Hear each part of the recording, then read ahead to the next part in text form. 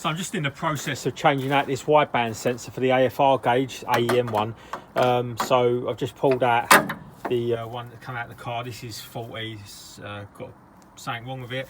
But one of the things that's always bugged me about these is I'm going to have to move all the wiring up now in the arches. I've had to cut all the clips and everything to move the wiring that are tucked, because for some reason this is obviously the Bosch one that come with the gauge. You cannot buy these new sensors. You can see these are number 2. They're exactly the same. These are Bosch sensors. These ain't no cheap crap.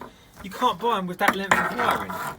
So you can see the difference in length of wiring between the replacement ones and the ones that come with a gauge.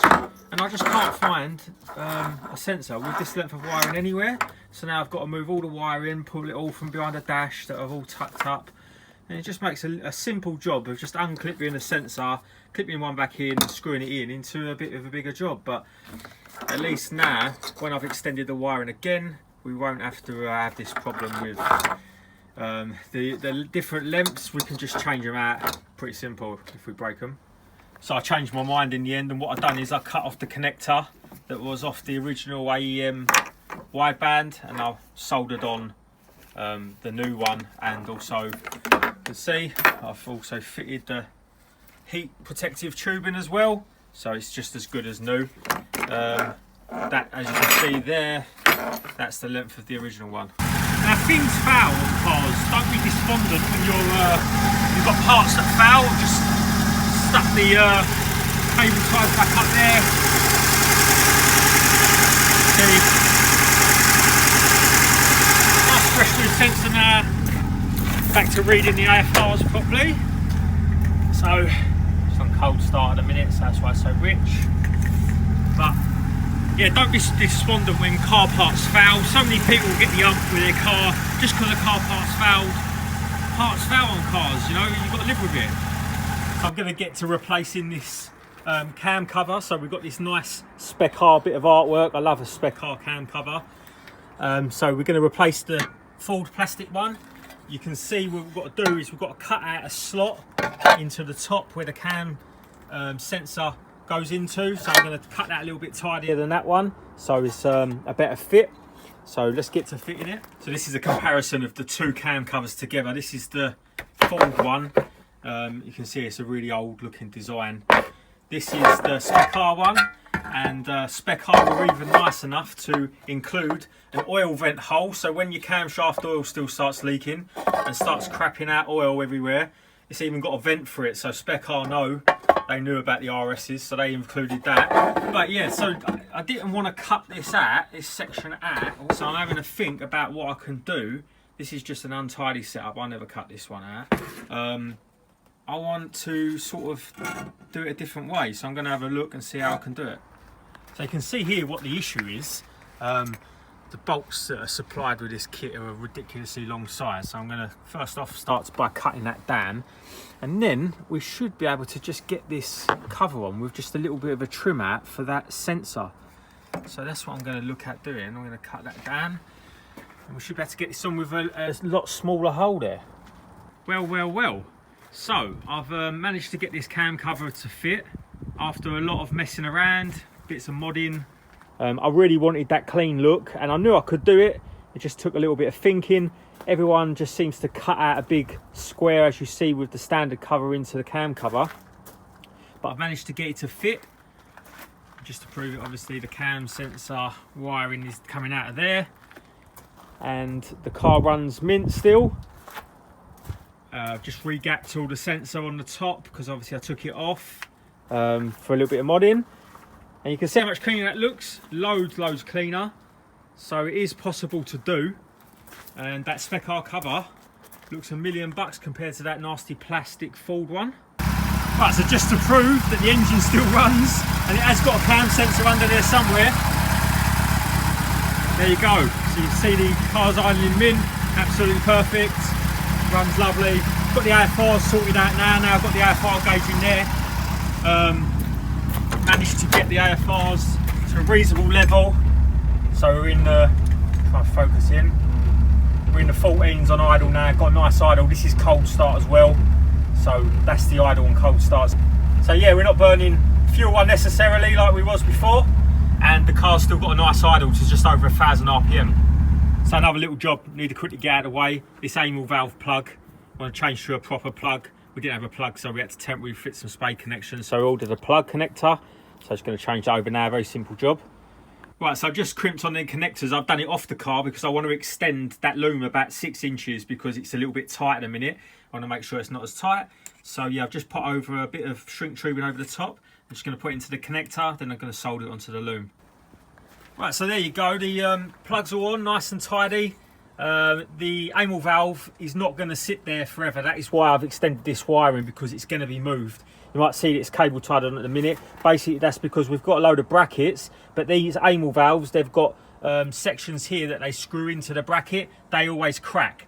So this one's cracked. We've got another 2 that's cracked. So we've got 3 good Aem valves that have got cracks in. So we're going to do a little mod, and we're going to move that Aem valve out of the way. In the future, we're also going to change over to air injectors because it'll be much better boost control at high boost. Right, so you can see it's snowing heavily. The car's under about 1 inch of snow, and I wanted to dig this car out and get out there and use it in this weather, in the extreme weather, just to prove that these cars should not be sitting in a heated Carcoon garage all throughout the winter and only brung out in the spring in the dry weather. So we're going to dig this out now. We're going to start it up. You're going to listen to some cold start, then we're going to go out for a drive and see if we can find a car park and do some ASBO stuff. So let's get on with it. Here we go. So the car's on cold start now. Little bit of exhaust note. You can see how cold it is. So let's get her out. We're going to dig off the snow, take her for a drive. She ain't missing a beat. Sounds absolutely mint. These cars should be driven in all weathers. So if you've got an RS, it's not acceptable for it to sit in a garage all winter, waiting for spring. See the Instagram posts, can't wait to spring so I can drive my car. We'll get out there and drive it now. Obviously this is an extreme, but at least it gets to show and hopefully get some of these cars back out on the road for the winter so we actually see them. So we're out in the snow, bit of RS chatter. Don't mess around. These lovely salty roads. Not sure the RS is going to make it back in one piece. I'll probably be driving a Flintstone car by the time I get back. So where else do you take your RS? Especially when it's snowing? The Golden Arches. Take it on a date. So of course we're going through the drive-through. What does everyone think of this nasty Big Mac with a bacon in it? Totally ruined the Big Mac. Graham Big Mac is the one to go for unless you're anorexic. I don't know why they do a little baby one. What's your menu choice when you get to McDonald's? I'm going to get a mocha frap because that's one of my favourites. Goes with the weather. Write in the comments what you go for. So this is how useless McDonald's are. I've only ordered a mocha frappe and they've made me park in the bay to wait for the frap. You can see the snow starting to melt now. So as soon as it's cold outside, want to match the weather, get yourself a frappe. Well, here we go, we're out in the snow. Just come over the car park, but the car park's been gritted, so the snow's all melting.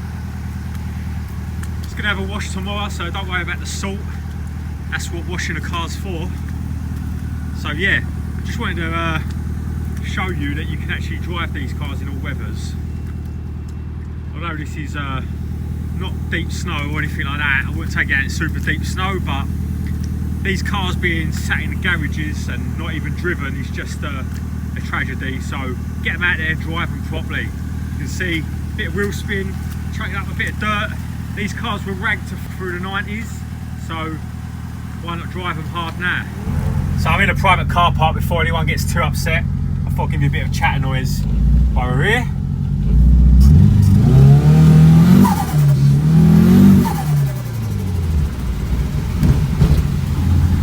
So there we have it, proof, if you needed it, you can actually drive these cars in bad weather instead of tucking them up for winter.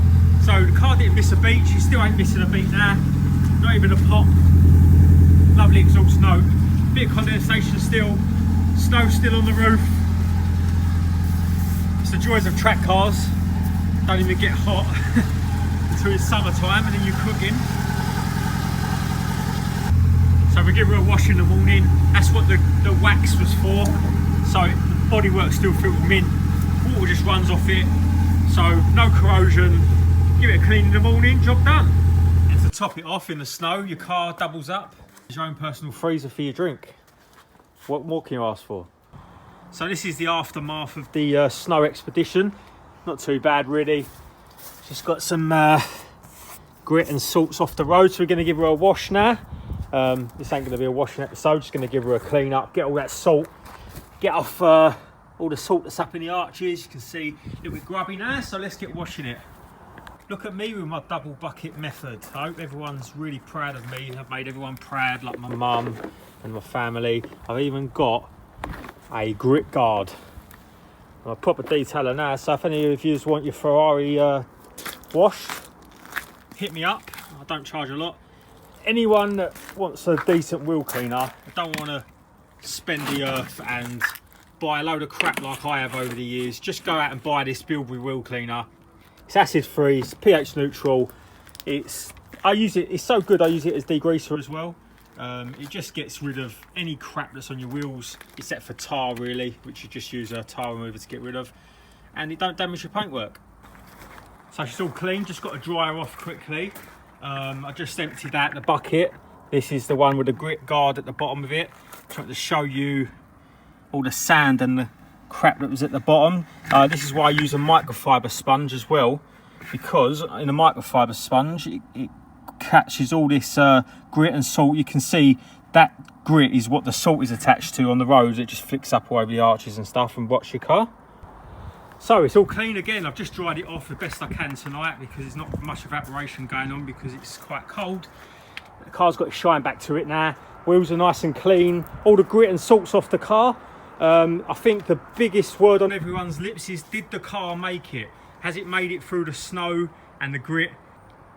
Well, it's a very sad day actually, because overnight there was a 3-foot hole that appeared in the floor pan and it's now a structural write-off. No, I'm only joking. So it actually made it. So if you've got an RS and you're taking it out in the cold weather, in the winter, in the snow, in the nasty weathers, tag me on Instagram, tag me your pictures. I'll come and follow you, because you're the people that I want to see these cars out on the road throughout the winter, properly driven hard, donuts, everything. Not sat in a carcoon, not sat in a heated, humidified garage till the sun shines and then driving it twice throughout the summer. What a waste.